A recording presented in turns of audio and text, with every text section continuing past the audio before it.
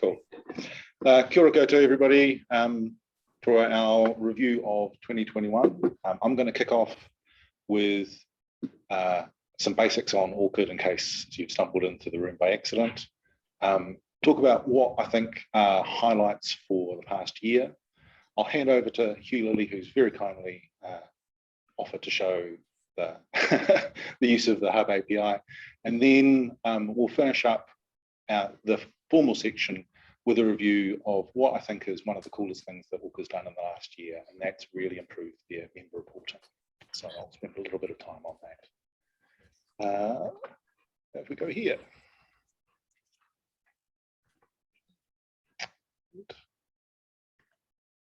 So this is us. Up until Friday, it included Jill Mellenby. It's very sad to see Jill go. Right, in case you have stumbled in here by accident, ORCID is a registry primarily focused around researchers. And one of the novel features for the ORCID registry is its focus around the ability to transfer trust. So ORCID members are the people who pay the bills. One and the sort of the unique feature of the ORCID member is researchers are able to give trust to that member, indicating that they're a trusted party. Then with that trust, you can affect their ORCID record.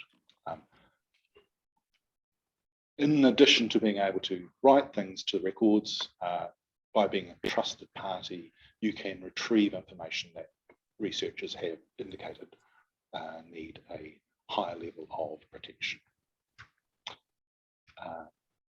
Promise of ORCID is by being a machine readable registry, standardizing the categorization of information.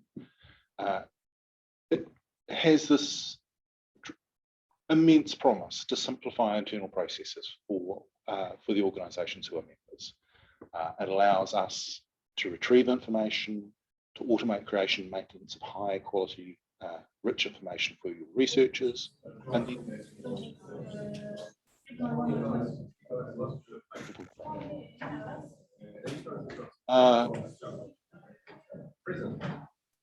we also have made some to improve application flows, although we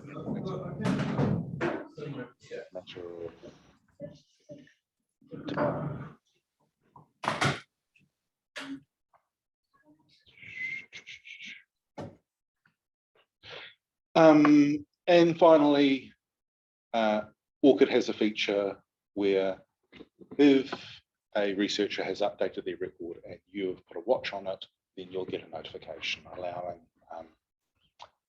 you to be assured that you've got the most up-to-date version of the record. So that whole membership structure, members are the people who pay ORCID's bills, and there's a license fee associated with that. We are very fortunate in New Zealand that that entire license is met by an agreement with MB. Our current work program agreement goes up to July 22, and we'll obviously see. The New Zealand consortium spans most of our research sectors. There's a list there, you can see it. And what used to be unique, but we'll cover why it's not so unique anymore, is as a consortium, we offer a tool, the New Zealand ORCID Hub, to all of our members. So the highlights for 2020 and 21, in my view. First off, there's a lot of things that ORCID's been doing, and in my opinion, rather cool. We've got a refreshed ORCID user interface, and the main thing I like about this is the heightened contrast and demarcation, specifically aimed at improving the experience for low vision users. So nice work there, ORCID. Another thing that we've noted is ORCID notifications have really been made a lot more useful. It used to be every user has the ability to set how frequently they want a notification received, but the notification used to be very dry. In fact, it was, by memory, specifically an organization has made a change to your record, but you were, depending on how much information you have in your record, that was less than helpful.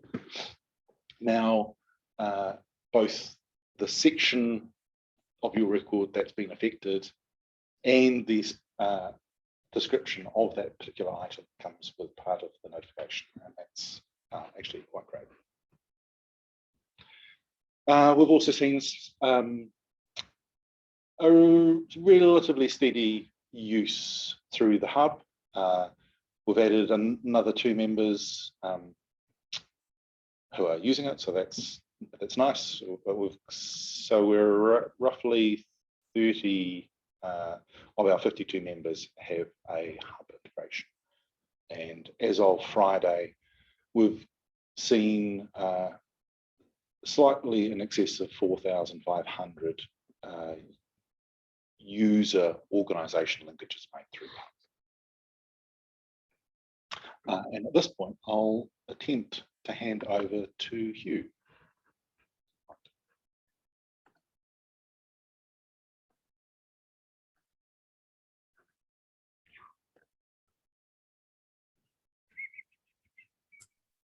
I can't share my screen, Jason, until you stop sharing yours.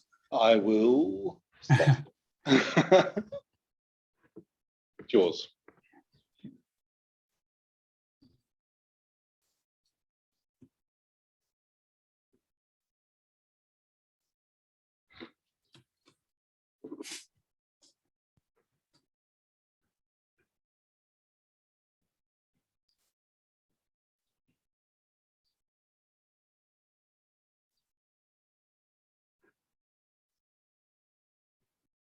Tēnā koe, Jason. Tēnā koutou e te iwi, ata Māori e. Ko hiu tō ko ingawa ke te pātaka mātā pono o tāmaki pāngia hira a hau e mahi ana. Ka nui te miki ka koutou katoa e tēnā hui a tāta. Nō reira, tēnā koutou, tēnā tātou katoa. Good morning. I'm here, as Jason said, to talk a little bit about what I've been doing with the API with enhancing a script that he wrote, a Python script. So if you know what the words Python script mean, these next 8 slides might not be news to you.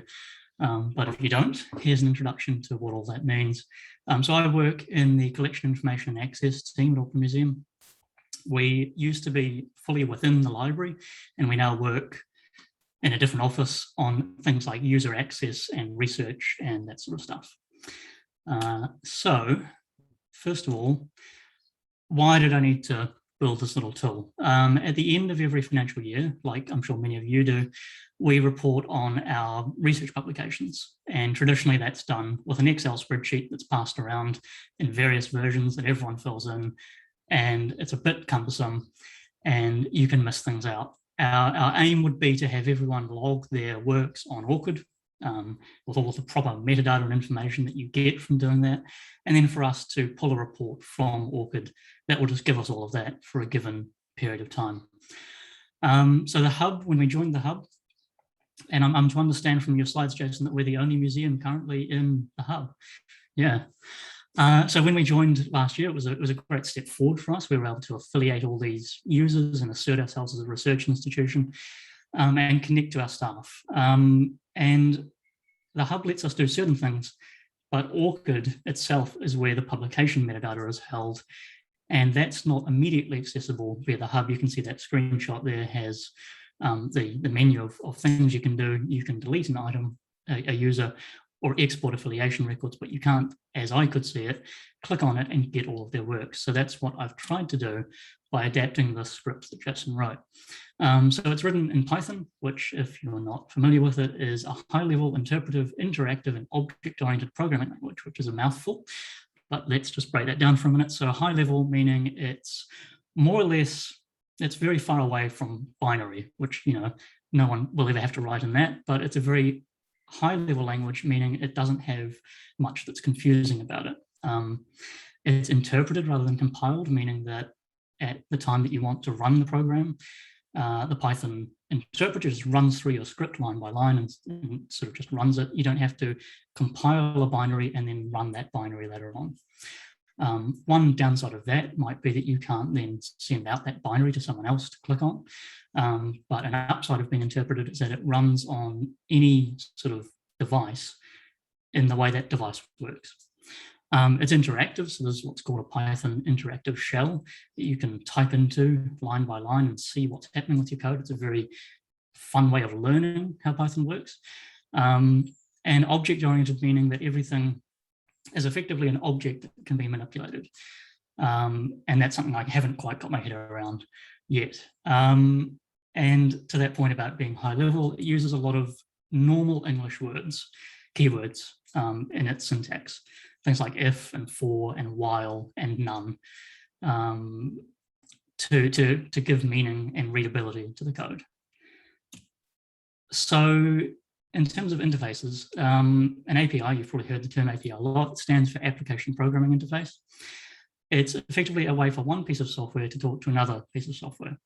And APIs are not just on the web, but they are prevalent on the web. They're all over the web. They're how just about any website you go to works.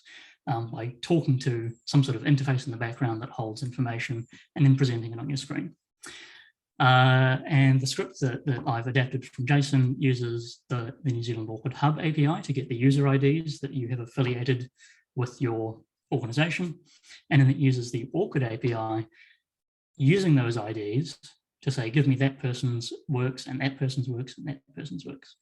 And one thing I've done in the setup is set up a testing mode where you can set it to test and it will use the test in New Zealand ORCID Hub API and the sandbox, as it's called, of the ORCID API. So you can sort of play around with it to your heart's content and feel fine about not breaking anything, which is great.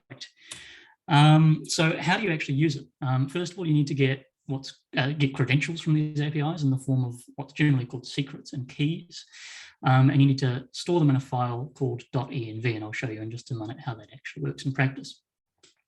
The script reads them as if they were environment variables in your system, but they're not. They're stored in a file, which is a really good way of separating things like essentially kind of passwords, really, is what these secrets and keys are, separating them from the code that you've written. And then after you've authenticated yourself using the first part of the script, you can then read and write to the APIs.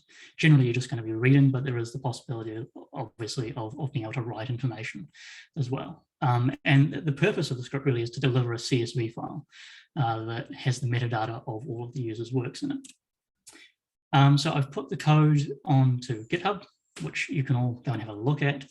You can download or clone it to your computer and start using it, working on it. There's a tab called issues, and issues in GitHub sense are problems that people have discovered or features they want to have added on to something. Generally, those are the two categories, bugs or features, sometimes both. And so that's what you do on the issues tab. There has recently been a really good forum function added on to GitHub called discussions. And so if you are new to this and want to try this out, I'd really encourage you to go and have a look at this repository and then go into the discussions tab, and just any sort of questions you have, I'd love for you to just put them in there and see if I can't have a crack at answering them for you. Two other things you might want to look at getting: GitHub Desktop, which is a desktop piece of software that will let you upload and download files and changes from GitHub. Underneath, it's using a system called Git, which is quite complicated. I'm not going to try and explain it today, but basically it records what you do in each file that you're monitoring, and then it can synchronize those changes bit by bit, which is really good because if you stuff something up, you can go backwards really easily. And the last thing I want to talk about is an integrated development environment, or IDE, is a term you'll come across when you start looking up things like Python. I'd recommend using something like Visual Studio Code, which is made by Microsoft. GitHub is also now owned by Microsoft. VS Code is really good. It's really powerful, and it's really confrontational when you first open it up. It's a bit like Microsoft Outlook. There are thousands of buttons and no one really knows what any of them do.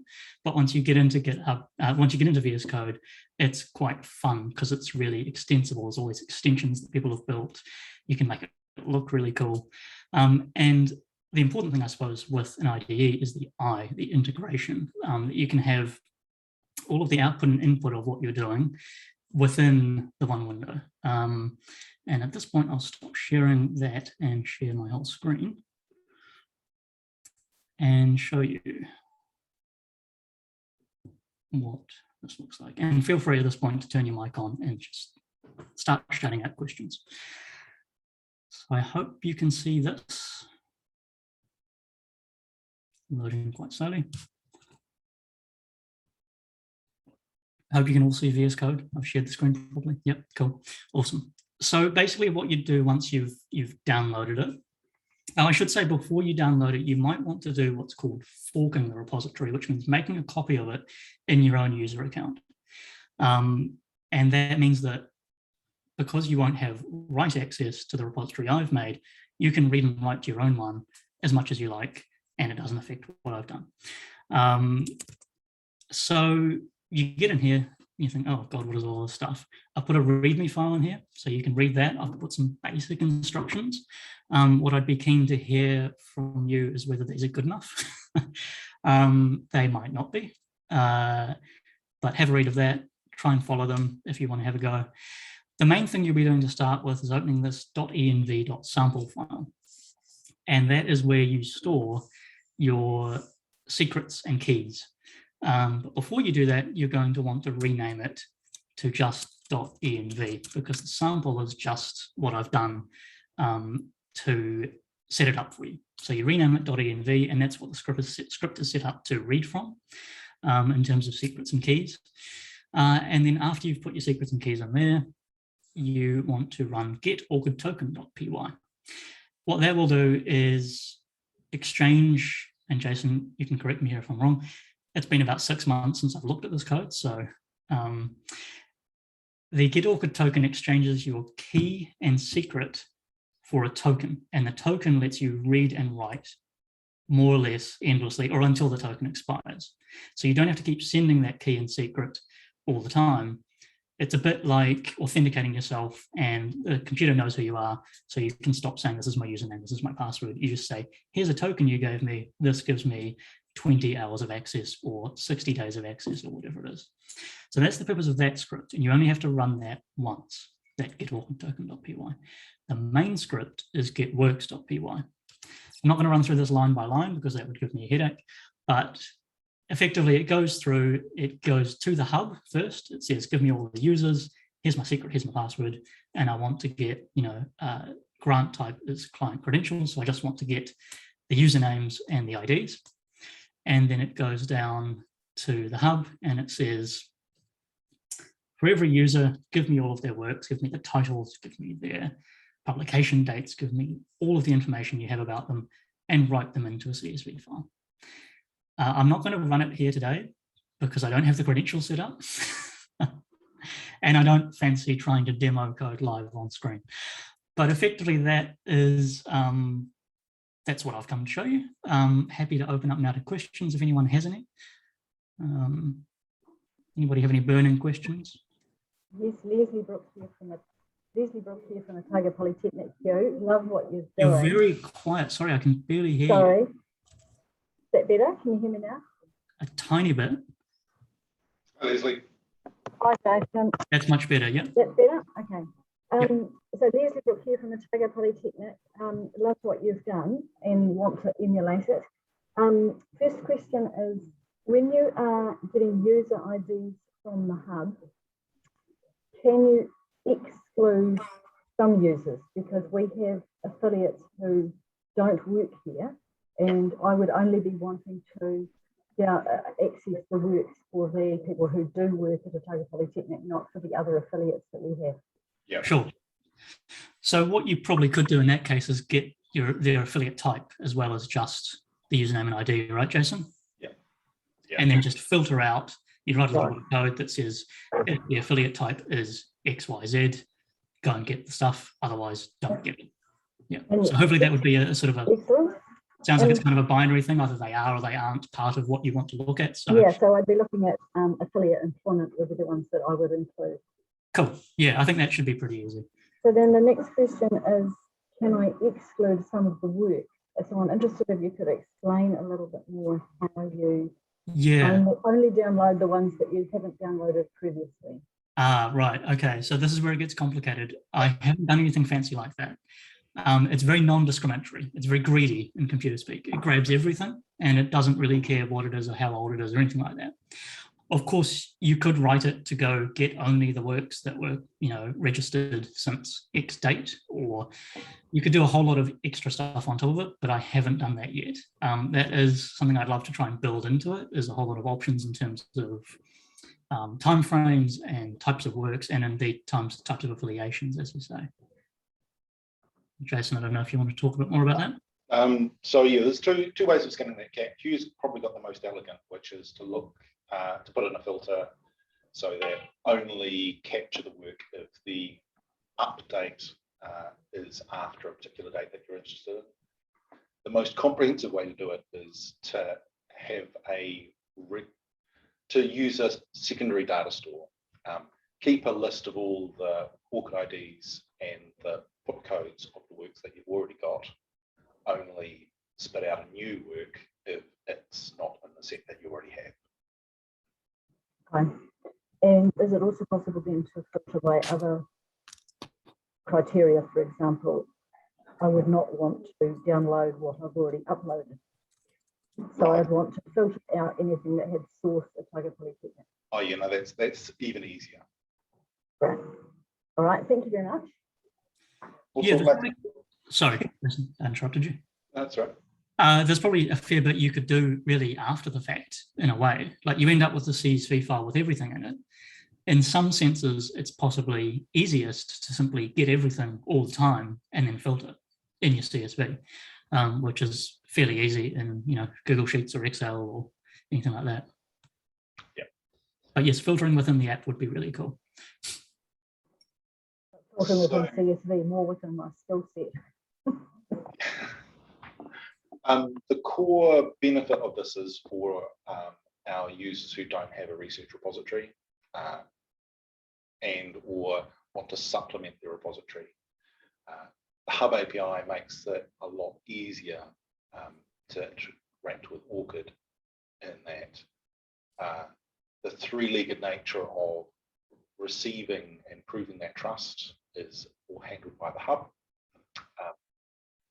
Instead of needing a store of the individual permissions for each user, you only need one permission, which is for the Hub itself. You then send your request to the Hub. It picks up which users you've got access to and which permissions you have, and then passes that request onto ORCID. ORCID responds to the Hub, and then it passes the information back to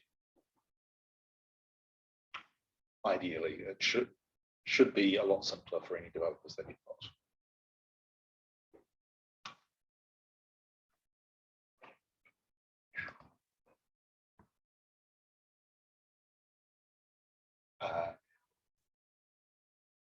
And there's a comment from Anton in the chat, which is that Python is a really nice language with a relatively low barrier to entry. And one of the nicest things about it is that there's a massive community and a lot of enthusiasm about getting welcoming newcomers. So if we kick off for the next bit.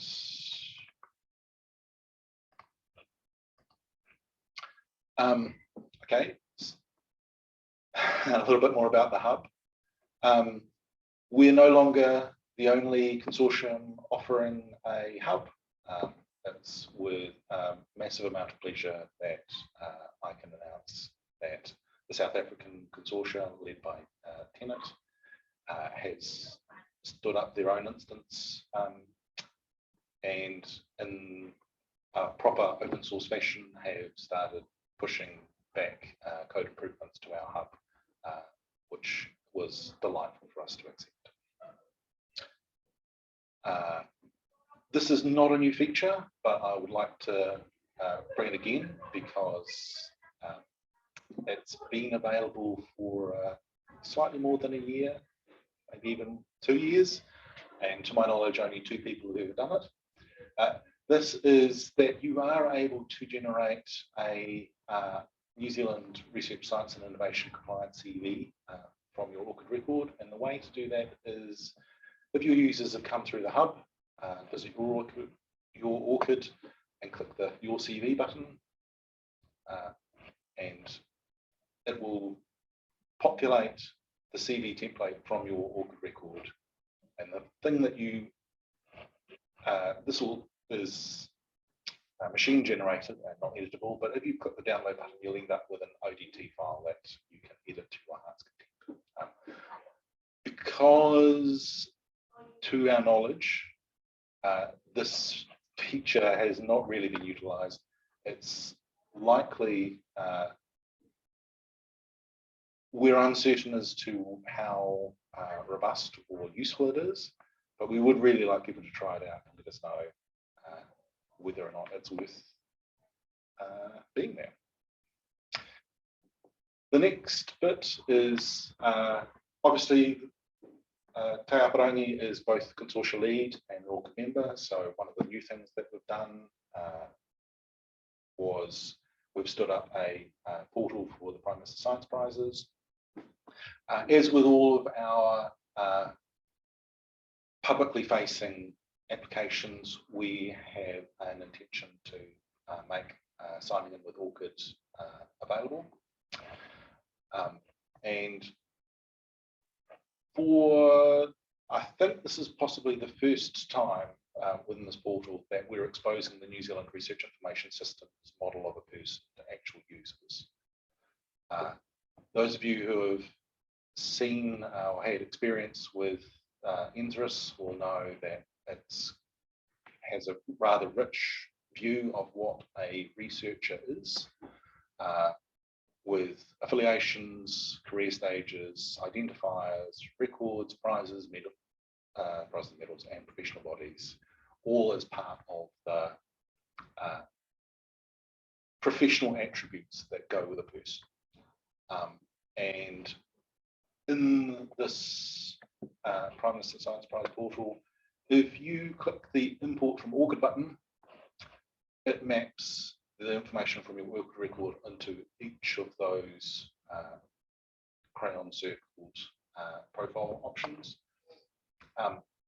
And what we have experienced is, because this is the first time that real users have seen it, I'll admit that they don't.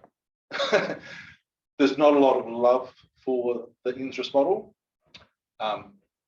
but what we're attempting to encourage people is, by having populated your ORCID record, almost all of it will get filled in without you having to do anything in addition. Next one. 2 additional ORCID developments. ORCID has launched an affiliation manager. You'll have seen it in a recent newsletter, and it's functionally and operationally similar to the file upload method for asserting affiliations. If you've seen the hub, the only difference is, instead of uploading a CSV and then having the hub send mail, with the affiliation manager, you upload a CSV. It then generates a list of links. You download the links, put that into a mail merge. Your users then ultimately end up having given permission to the affiliation manager, and you can download the affiliation data from the manager. If I've made any mistakes in that flow, Brian's on the call. I'm sure he'll be able to correct me. But the very last bit, and I think it's really worth spending a bit of time on, is the member reports that ORCID's giving.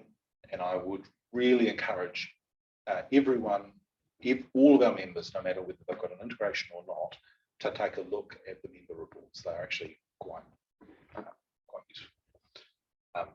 As the consortia lead, we get the consortia report in addition, but I'll just run through the member report and then into the consortia report. So this is what a member report looks like. How many IDs you've linked up, broken by which of your integrations you have running. For us, because we're using our credentials as that first point of contact in the hub, we can see that we've had 824 users click that authenticate. For every other service that we offer, we're using that single ID. You can see there's in excess of getting close to 5,000 folk who have come through our various application portals and member portals.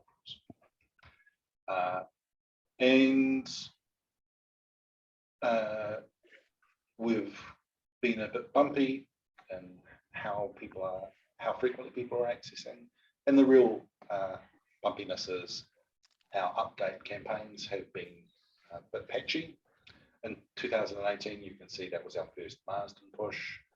2019 was the assertion of service for Marsden Fund panelists and council, and 2021 was the push for Rutherford Discovery Fellows.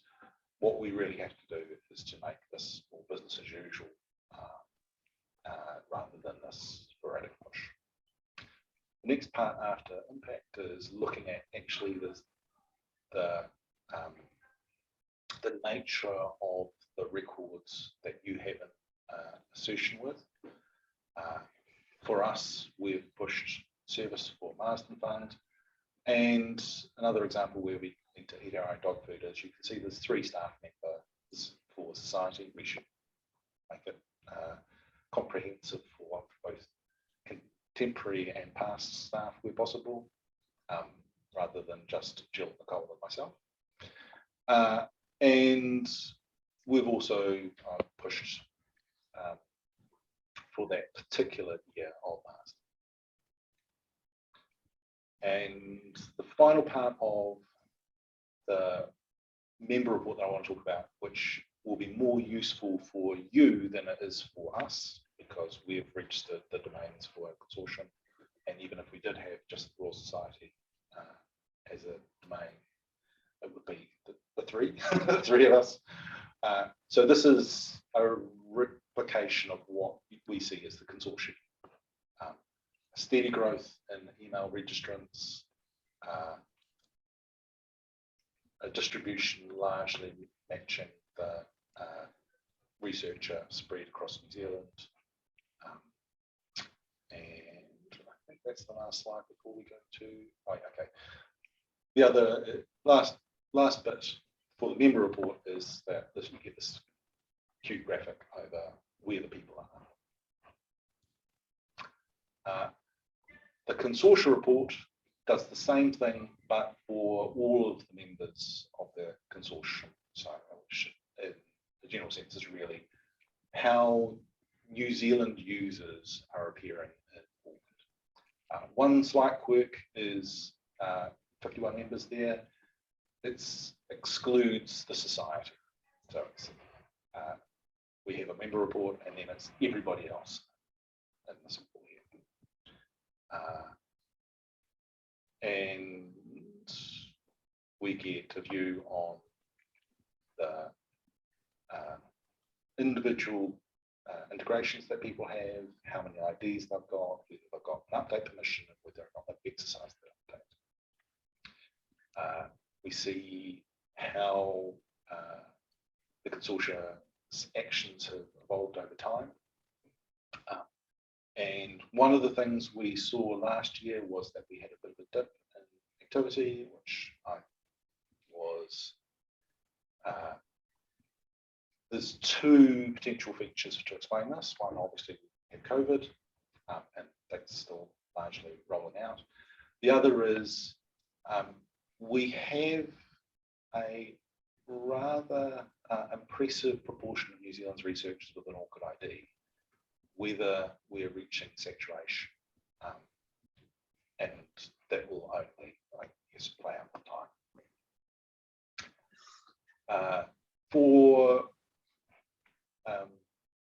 those records with a New Zealand linkage, mostly their employment affiliations, mostly the journal articles and works.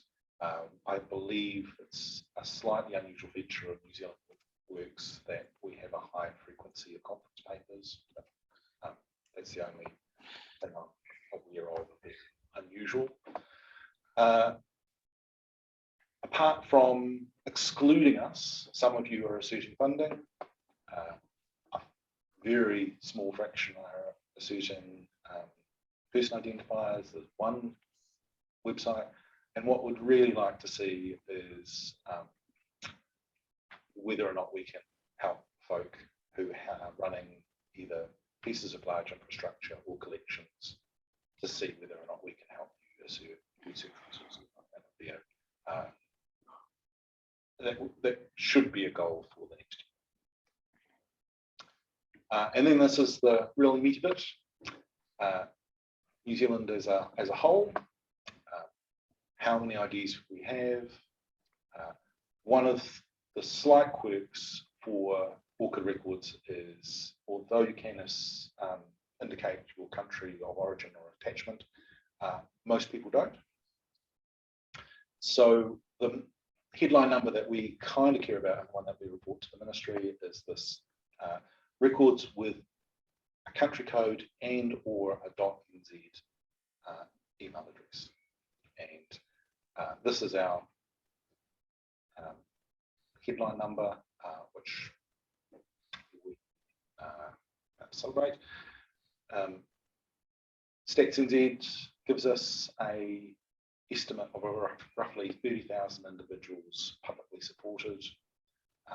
So although this is not a one-to-one match of, if you've got an ORCID record, then you're a publicly supported researcher, there's two turns around this. Obviously, if you have a Gmail account and not a NZ affiliation, that you'll be missing, and there'll be students who aren't public and those who are in private research with an ORCID ID. But as a rough guess, we would say that 90% of the count of publicly funded researchers is have an ORCID ID, which from our advisory committee was their key goal. Yeah, we can say we've got it. As a consortia, what we'd really like to see is 100% of our consortia members taking advantage of the ORCID membership. Where we're at now is we have 24 of our members with active integrations, 6 who have an integration but aren't taking, apart from hooking it up, maybe running a test user through, haven't really done more than that. And we have 22 other members who have yet to get an integration, and we'd really like to lift that. And that, I think, is it for the past year. What we want to do going forward is really, we've got in our role as lead and to be an exemplary organisation and to shift from sporadic activity to making it much more business as usual. Where we want to do that is to make it more timely to update our funding competitions and also to assert our employment affiliations. For the New Zealand consortium, what we are expecting to see is more and more processes taking advantage of ORCID. We've seen ORCID contestable and NB using the hub to write their assessor panels. We should see more access through societies, processes and schemes, and fingers crossed, while I know we've got some of the interest team on the call, we'll see at least the beginnings of interests emerging into the public light. And for the work program here in the society, one of the things that we'll have a renewed push at is encouraging use and integration for our institutes. And that is the end of the formal I'll stop a share. And if there are any questions, now's the time. Kia ora, Jason. And that looks like some really good work, and Hugh as well. Looks like some really active use of GitHub. I really like to see that, and really like to see you sharing the code with the South African counterparts, Jason. That's very encouraging. Hey, I'm understandably probably more interested in the NZRIS and person things that you've been working through there with the Prime Minister's Science Prizes. Do you know that if where the any feedback is coming from in terms of like what angle are people feeding back that they're unsure about their data being presented in that sort of a way, or they're unsure about the trust, or is it no, I think it's a real socialization issue that because the way the background, Prime Minister Science Prizes have children for future scientists, have non-researchers and research adjacent individuals for the communication prizes, teachers prizes obviously, as well as both emerging through senior researchers. It's a real grab bag of individuals hitting it. And what we see is at the very senior, they're disturbed by the demographic collection and also see the profile as recreating things that are already in the CV. For research adjacent and for some of our teachers, they're confronted by there's a whole bunch of stuff here which looks like it's research centric and not for us. And what we've attempted to do when onboarding people is to both tell them, hey, you can skip through anything that's not yours or you don't want to provide, and also explicit notification that if this isn't for you, then you can click next or just even complete through the whole thing. But that still is a bit much for some individuals, and I'm happy that I'll definitely the very final competition that's the Future Scientist is closing at 5 o'clock today. We'll have a debrief once the round's over. Cool, thank you.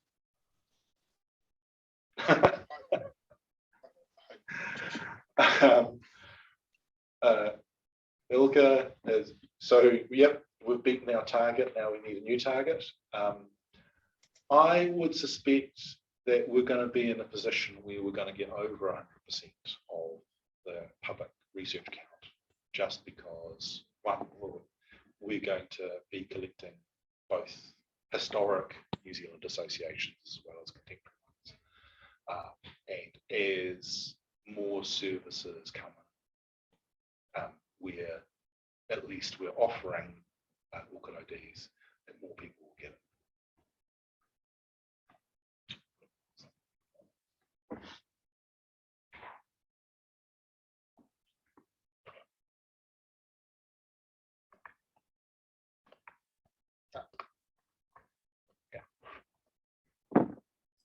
Jason, Matt Plummer here from Victoria University.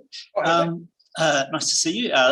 Great to see all the activity that's going on, and just seconding, looks great the work that Hugh's done in particular. I'm interested in the mention you have of those research resources and your desire to have some more affiliations in that sense. It's an area that I'm interested in as well, and I know there are things like RAID, the research activity identifier that is being developed in Australia.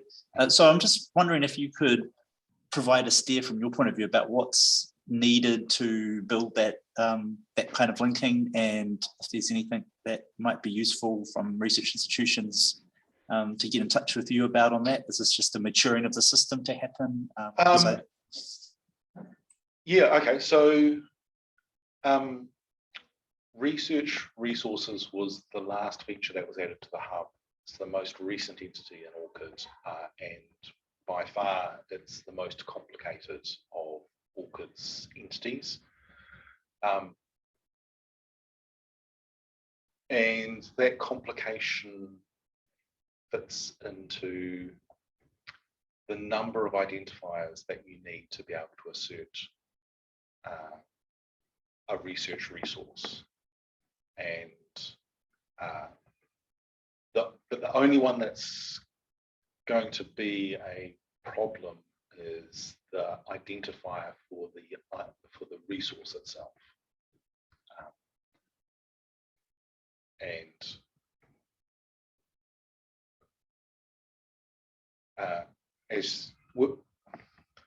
also in the sense of eating out our own dog food, one of the things that we've been investigating is the Society runs the competitive process for leasing New Zealand access to the Australian synchrotron. That if we have a desire, we have a proposal number for the project, we have an identifier for the synchrotron, we have an identifier for the host of the synchrotron, and we have an identifier for us that's running that competition. All of those pieces fit together. Why we're not rushing out to do that is because the Australian synchrotron is also an ORCID member, and we're still trying to resolve with them whether or not it should be us or them who's actually making the assertion. But for things like Tangaroa, for collections, if we would definitely be happy to help try and assemble the different pieces that would be needed, and then once you've got it in play, the hub can make it happen.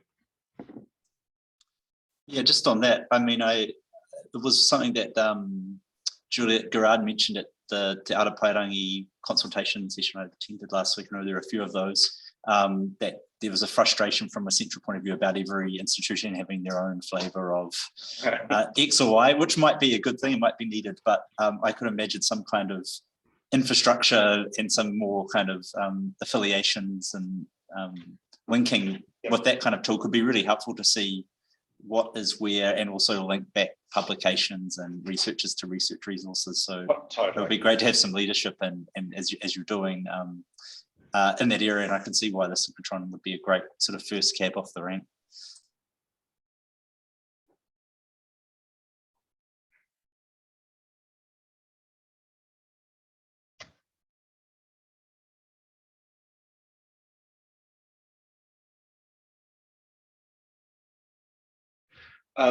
Ilka, so one of the things which makes the synchrotron easy is because, in fact, the synchrotron has a grid.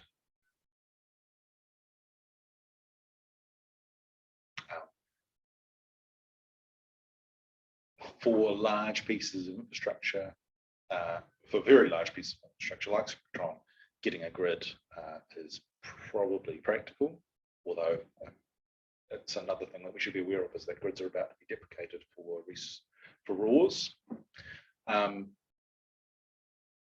What we're likely to encourage is particularly for smaller stuff needing to mint organisation-specific identifiers.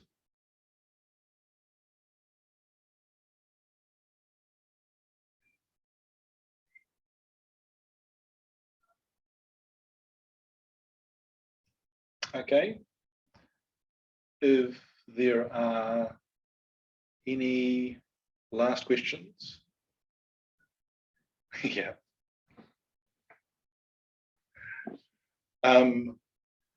I will wish you a great weekend. I won't. It's the end of the weekend. I wish you a great week. And I will stick around for a few more minutes, but that's the end of our formal session. Thank you very much for stopping in. If there's anything that's caught your interest from this, drop us a line. We'd love to get in touch. And otherwise, look out for our next newsletter, and hopefully in a COVID-free future, we'll meet again in a year's time.